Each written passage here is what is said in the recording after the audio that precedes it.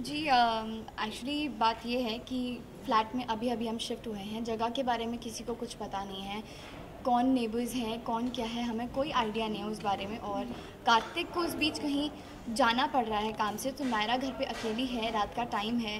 तो एक होता है ना मन में, नया नया घर है, घर में आप अकेले हो तो थोड़ा सा मन में आपके डर रहता ही है। और उसी बीच एक प्लम्बर जो है वो दरवाज़ा खटखटाता है। तो पहले तो जैसा कि कार्तिक ने नायरा को कहा है कि आप दरवाज़ा मत खोलना जब तक आप श्योर ना हो कि बाहर कौन है। नायरा नहीं खोलती, पूछती है।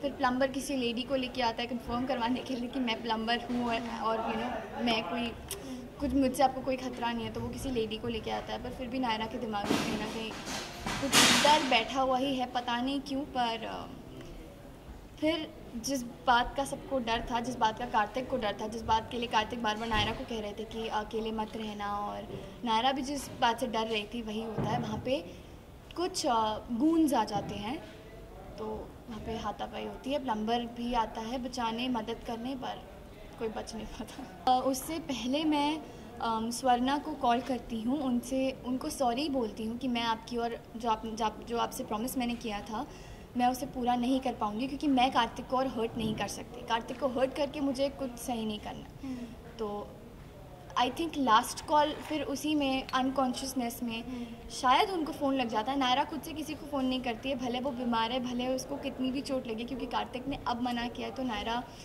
तो नहीं करेगी अब। तो पर हाँ, उनको गलती से फ़ोन लग जाता है तो उन्हें पता चल जाता है क्या। जी ऐसे हाँ, ऐसी सिचुएशन आएगी, क्योंकि डॉक्टर्स भी बोल देते हैं कि अगर नायरा को शायद थोड़ी देर हो जाती तो वो बच नहीं पाती।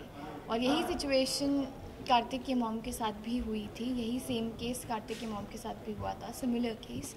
तो कार्तिक को ऑब्वियसली वो चीज़ याद आती है। तो अभी देखते हैं ये चीज़ याद आने से कार्तिक अपनी फैमिली के क्लोज हो पाते हैं या नहीं, क्योंकि फैमिली कार्तिक के सामने है। नायरा को उन्होंने ही बचाया है, नायरा के साथ वो खड़े हैं। तो नायरा हमेशा से यही चाहती थी कि फैमिली को कैसे ना कैसे करके वो कार्तिक के सामने ले आए, क्योंकि जब कार्तिक के सामने फैमिली आ जाएगी तो कार्तिक उन्हें अवॉइड तो नहीं कर सकता। सो लेट्स सी ना।